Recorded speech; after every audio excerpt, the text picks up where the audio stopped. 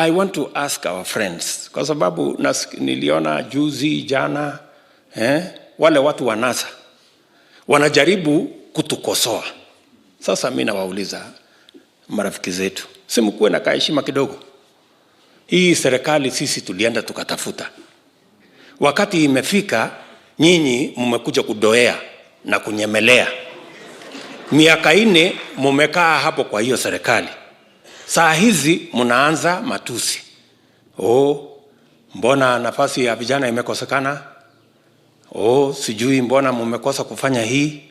Sasa nyinyi mliokuja mkanyemelea na kudoea serikali yetu, mkasambaratisha agenda ya Big 4 ambaye ilikuwa ya vijana wapate kazi karibu 2 milioni. Wakulima wangesaidika, saa hizi tungekuwa tunaongea mambo ya value addition and agro processing. Na saa hizi tungekuwa tunaongea bima ya afya ya wananchi wote wa Kenya. Mkakuja mkatupeleka kwa mambo ya rege. Mkatuambia mambo ya BBI. Mkatuambia tubadilishe katiba kwanza ndio mpate vyeo ya kugawana kwa sababu nyinyi ni wengi. Saa hizi mnataka kutuambia ya kwamba ati mnaweza kukosoa serikali ambaye sisi tuliunda. What moral authority do you have to criticize a government? You sabotaged our plan of the Big 4. You created different priorities of sharing power and positions and things that were never part of our plan. The reason why we did not implement our plan as it was is because you came and sabotaged our plan, and then you want to criticize us. Are you not ashamed of yourselves, gentlemen? Surely. Where are you going to stand to say what you're saying? Kwa sababu hamwezi kusema ya kwamba ati William Ruto si mlikuwa mnajienjoy kwamba tumemfukuza Ruto kwa serikali, nyinyi ndio mkakaa huko ndani. Sasa saa hizi mnaniuliza nini?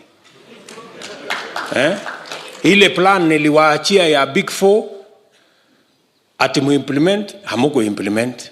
Mkaenda kuimplement rege. Sasa rege hiyo yote imekwama. Saa hizi mnataka kutoroka ati mnaenda ngambo hiyo kwenda kutucriticize. Gentlemen, if you make your bed, please, you must lie on it. Hakuna vile ya kutoroka. I want to ask the IG and his team to carry out their mandate in accordance with the Constitution and to avoid the politicization of security in Kenya. The moment citizens are not sure that security is going to be provided without political considerations, then every citizen is going to step forward and support the security apparatus in Kenya. I want to ask citizens everywhere in Kenya to work with our security agencies, and I want to ask the security agencies to be impartial and to be professional and to avoid being politicized by this or that politician.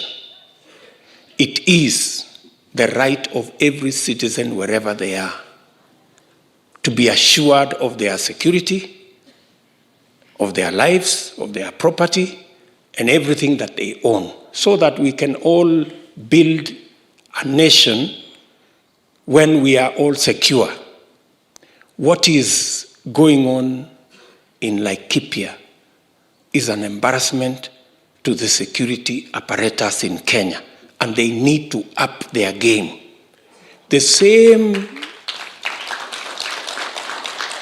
enthusiasm they demonstrate elsewhere, they should when they are protecting the lives of ordinary citizens.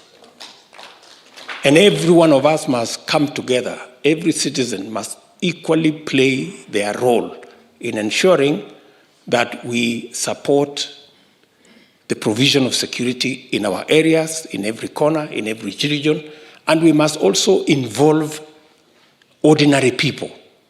We must involve residents in all these areas in ensuring that our security provision is also aligned and the citizens understand, so that they can also be part and parcel of the provision of security in the various parts of Kenya, especially the parts that are experiencing security challenges at the moment. Na hata wale wapinzani wa naibu wa rais, wale ambao wanajaribu kusema mimi nataka kuwa rais, mimi nataka kuwa rais, wanajaribu, si ndio? Tumewaona siku hizi, tumewamisi sana by the way. Kwanza wako kona gani? Because tumezoea tukiona wanaitwa State House Mombasa, mara wamepandishwa machopa wameenda Nairobi. Siku hizi wamepotelea wapi hapa katikati? Mmeshawaona nyinyi? Tunawamisi kiasi wamezama kiasi. Lakini nataka niwaambie mimi, State House hakuna kura. Mutaitwa na mwenye State House kwa sasa, lakini mkitoka pale kura ziko hapa. Unaona hapa? Hapa ndio kura ziko. Kwa hivyo mimi nataka nisikie, sijui nani wale watu wa nani wanajiita nini wale? Okoka. Oka. Watu wa Oka sasa ni kama wanavunjika, hatuwaelewi, lakini hivyo ndivyo Mungu anatenda. Tunawaombea kila siku Mungu atatawanya katika njia 7 tofauti, na ameshaanza kuwafanyia kazi. Sisi ndio tuko na uwezo, na kwa sababu tuko na uwezo, tusimame na kiongozi ambaye ako tayari kututetea, kutuenua na kusimama na sisi wakati vitu vinaonekana haviko sawa, no matter what. Kwa hivyo mimi nataka niwasihi ndugu zangu, niwaombe, naibu wa rais ameamua kuongea na yule mwenye kura, kuongea na yule ambaye atamuongoza. Amesema hata kama nitawaalika viongozi watakuja, lakini nataka niongee na wenyewe. Na wenyewe sio sisi viongozi, wenyewe ni nyinyi ambao mmekaa hapa. Na amesema yeye hataita Aisha kwa sababu anatoka Coast, hata kuwa na Osoro kwa sababu sijui anatoka Kisii, sijui. Amesema Wakenya wote mahali pamoja. Hii kugawanywa katika misingi ya vyama na uongozi, sijui mimi nimetoka wapi, mimi nikatoka wapi, mimi nikafanya nini. Naibu wa rais amesema mimi nitasimama kama kiongozi wa taifa, na taifa litakuja mahali pamoja. Kwa hivyo nataka niwaombe sana ya kwamba sisi tusimame na naibu wa rais. Ameshatuonesha kwamba yeye ni kiongozi ambaye ako tayari kuleta nchi yetu pamoja. And your excellency, kwa sauti yako leo nataka niwakaribishe wale ambao wameona mtu ambaye yuko serious na kutaka kuleta kila mtu mahali pamoja, ni William Samoei Ruto. Leo kila mtu anatoka. Kuna kina Kang'ata waliandika barua zamani, wakasema huu ndio ukweli, wakaoneshwa milango. Kuna wale ambao wameegemea kwa naibu wa rais, wamekula shida zote katika nchi yetu hii. Lakini leo, hata leo asubuhi, kuna wengine wameongea, wakasema kumbe katika hii safari ambayo tulikuwa tuko nayo ya miaka 4 tulikuwa tuko peke yetu. Ukweli umeonekana. Na naibu wa rais, sisi kama watu wako, sisi kama watu ambao tunakuunga mkono, mahustlers, tunawakaribisha. Kila mtu akuje ndani ya UDA, kuna space ya kila mmoja. Mtu asiogope akasema eti kwa sababu Aisha na mangamanga huko kwa naibu wa rais yeye ndo ako na space. No way.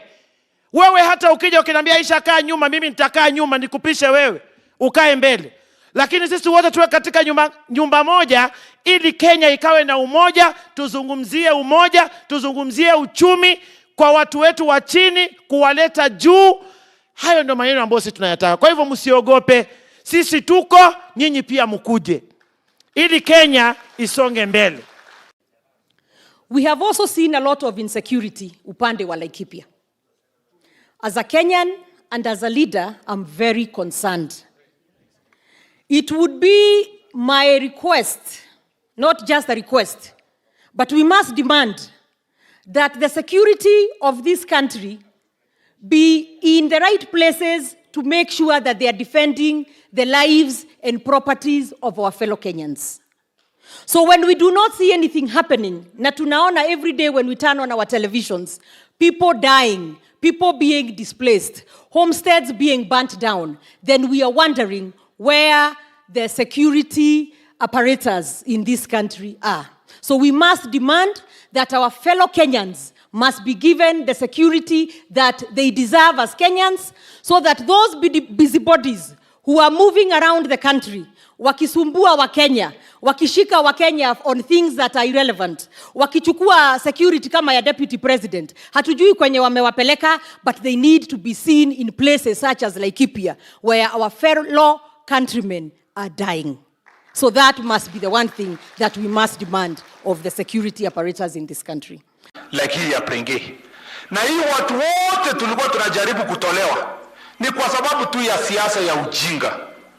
I can tell you because nimekaa na President Uhuru Kenyatta personally, privileged to work with him with the deputy president. And I can tell you, nakumbuka siku yenye ilisemwa null and void. That day, ilitangazwa wakasema elections of president and his deputy is null and void. We were sitting in the same office ya the deputy president. Deputy president aligonga mesa, akasema, sasa, we must provide leadership, we must go for another elections. Akatuambia kaeni hapo, I'm going to see the president. Alipoenda mimi nikafuata yeye, tukaenda State House. That is how the president came out the way he came. Tukaenda hapo kikombana yeye, tuka-encourage president. We flew to Nakuru town. I was the only one in that chopper, inside chopper ya president.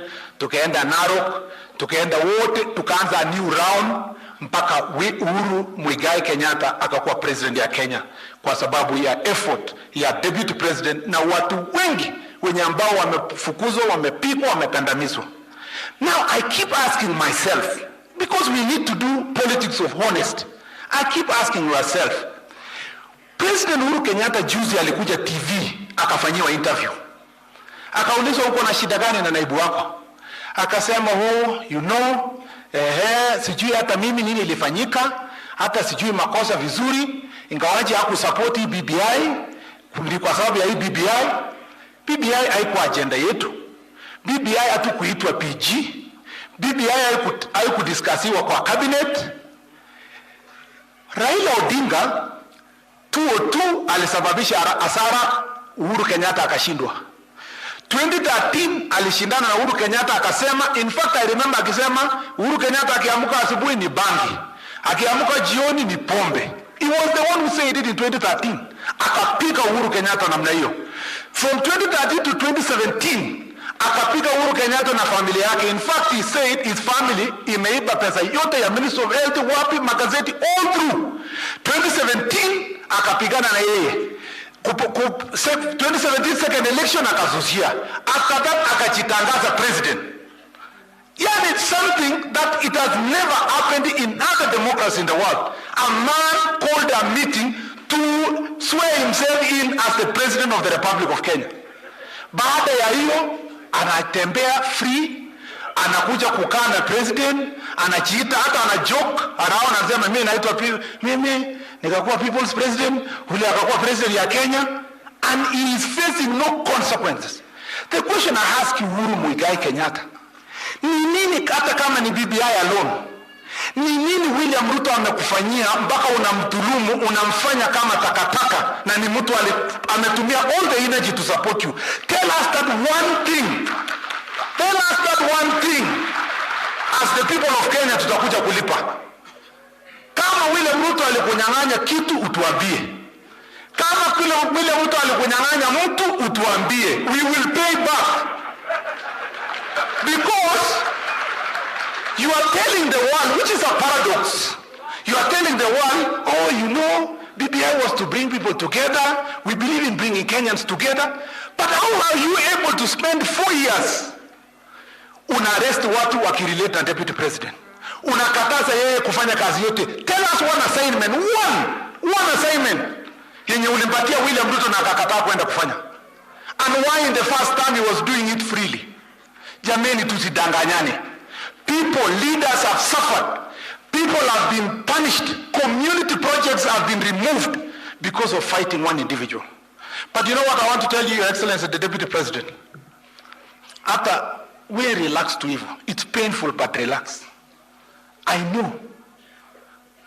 know because tulitoka nyumba yako, tukienda kukampenia president na wewe kwa Kitale, tukitoka tu nyumba, ndio some terrorist or somebody who had a gun akuja kupiga watu kwa nyumba yako kwa Sugoi.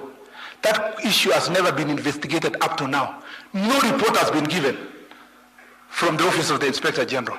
I know, because uli renovate nyumba kwa Mombasa. Just before you entered, police wakuja kufunga mlango. I even know some of your clothes iko ndani ya hiyo nyumba.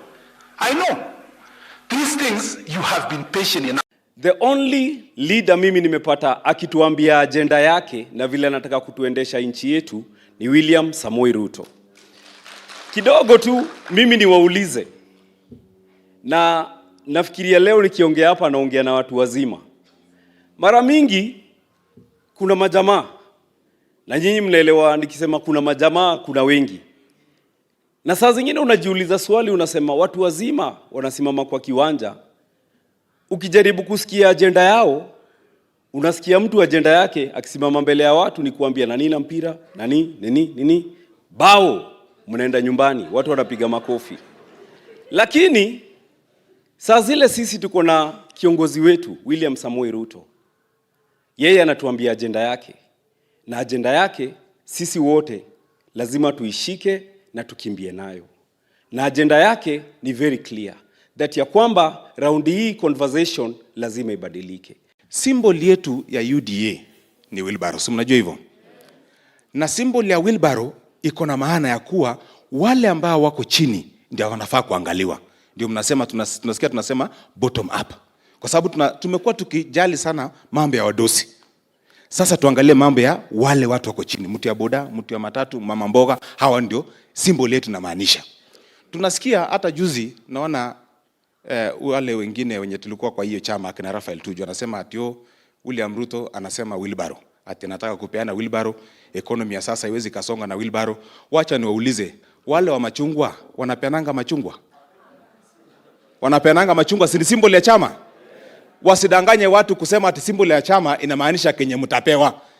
Kwa nini walikuwa wanapeana machungwa hao wenye machungwa? Si ni uongo? Wale wa KANU si symbol yao ni kuku. Wanapeananga kuku. So wakikuja muambie hiyo ni symbol ya chama. Agenda tunajua ni bottom up. Nataka nikwambie naibu wa rais, Biblia inasema katika kitabu cha Zaburi 127 mstari wa kwanza na wa pili, sitausoma wa kwanza, nitakusomea tu wa pili, ya kwamba hata askari wakikesha kulinda bila Mungu wanafanya kazi bure.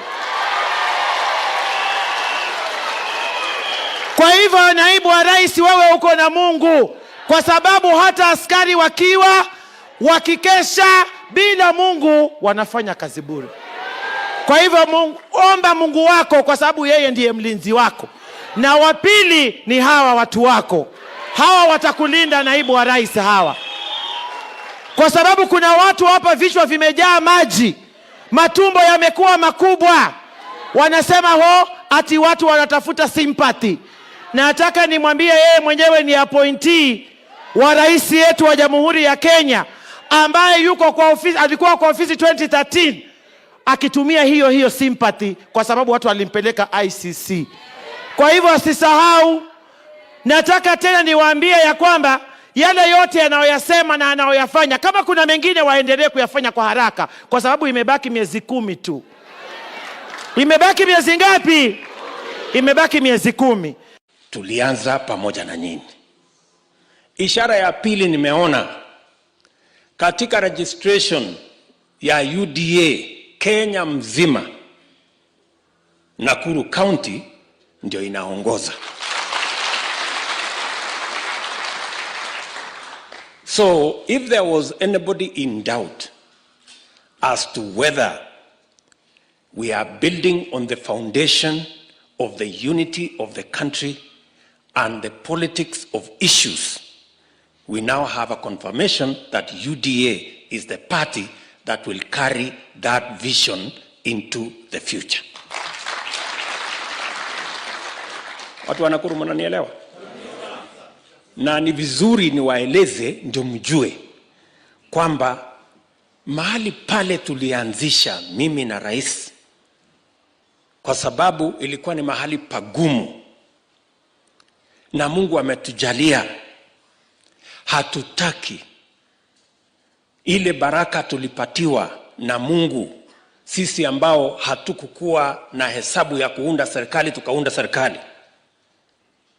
Mungu akatujalia tukafanya mambo makubwa ambayo serikali ingine haijawahi kufanya. Hatutaki tuipoteze kwa sababu ya siasa duni. Ndio sababu tukaketi chini tukaunda UDA, na mimi nataka niwaulize watu wa Nakuru kwa mapenzi. Nataka sisi wote tuungane na tuunganishe Kenya. Vile tulifanya na Jubilee, tufanye na UDA. Watu wa Nakuru tunakubaliana tutatembea pamoja hiyo safari? Tunakubaliana? Jambo la pili, mimi vile vile nataka niwaulize, kwa sababu pale tulikubaliana ya kwamba tunataka kuunganisha Kenya, na Mungu pia ametuonyesha, kwa sababu katika kiwanja hii mahali mmeketi hapa, tumeketi chini hapa na wabunge 150 ambao wamekubali. Wengine wametoka chama ya ODM, wengine wametoka Ford Kenya, wengine wametoka chama ingine UDF wapi. Sote sisi wengine tumetoka Jubilee, sote tumeungana tukawa sasa ni watu wa UDA. Saa hizi nikiwaongelesha chama yenye wabunge wengi kabla hatujapiga kura ni chama ya UDA. Mtu ya kitendawili akiita chama yake haiwezi kupika watu 80. Ile mtu ingine ya watermelon hawezi kufikisha watu 20. Ule mwingine wa Cerelac hawezi kufikisha watu 10. Leo before tupige kura, wabunge wa UDA leo ambao wamekubali chama ya UDA katika bunge letu la Kenya ni wabunge 150. Na mimi nataka niwahakikishie, we are determined kujenga chama ya UDA mpaka izidi ile chama ya Jubilee tulikuwa nayo, kwa sababu tunaamini vile ya kujenga siasa ya kuunganisha Kenya. Hata huyu Gikaria mnajaribu kumuangaisha hapo, Gikaria huyu hana makosa. Mimi ndio nilifanya makosa, nikampanga akakuwa chairman ya committee ya energy. Sasa kwa sababu yeye ndiye alikuwa chairman, akachelewa kidogo kusema unajua sasa wacha nipange hii kuunganisha stima, lakini ananipigia simu ananiambia niko napanga hapa, mimi nakuja. So huyu Gikaria ndio mwenyewe. So tuko na yeye 100%. Sawa. Kwa sababu unajua Gikaria, kwanza Mheshimiwa Uhuru Kenyatta rafiki yangu na mimi tuliketi chini na tukasema lazima tubadilishe msingi wa siasa ya Kenya. Tuondoe siasa ya ukabila na chuki na migawanyiko, tuweke siasa ya sera ya maendeleo na kubadilisha maisha ya Wakenya. Na hatukurudi nyuma. Ni kwa sababu ya hiyo msingi tulikubaliana na Mheshimiwa Uhuru Kenyatta. Na wakati mimi niliamua ya kwamba nitamuunga mkono Mheshimiwa Uhuru Kenyatta awe rais wa 4 wa Jamhuri ya Kenya, watu wengi wakiwemo wale walikuwa mazishi jana waliniambia ya kwamba hakuna vile wewe unaweza kuunga mkono Uhuru Kenyatta kwa sababu yeye alikuwa eti ni Mkikuyu kama Mwai Kibaki ambaye alikuwa ofisini. Lakini niliwaeleza siku hiyo na ninawaeleza hata na leo ya kwamba niliunga mkono Mheshimiwa Uhuru Kenyatta sio kwa sababu ya kabila yake, sio kwa sababu alikuwa anawakilisha kabila yake, ni kwa sababu mimi na yeye tuliketi chini tukakubaliana kwa sera ya kuweka maendeleo Kenya hii ya barabara na reli na kuunganisha stima na kujenga technical training college na kuweka maji katika taifa letu la Kenya, ndio Kenya iwe bora kuliko vile ilivyokuwa wakati huo. Hiyo ndio sababu niliunga mkono Mheshimiwa Uhuru Kenyatta, na nilimuunga mkono nikijua ya kwamba Mwai Kibaki alikuwa ofisini na ilikuwa ni makusudi ndio tuweze kuondoa siasa ya ujinga ya kuweka watu katika mirengo ya kabila.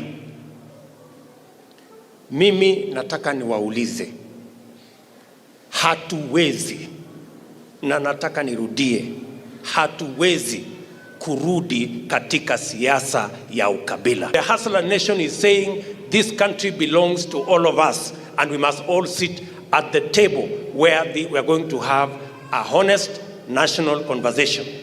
And let me say this for the record.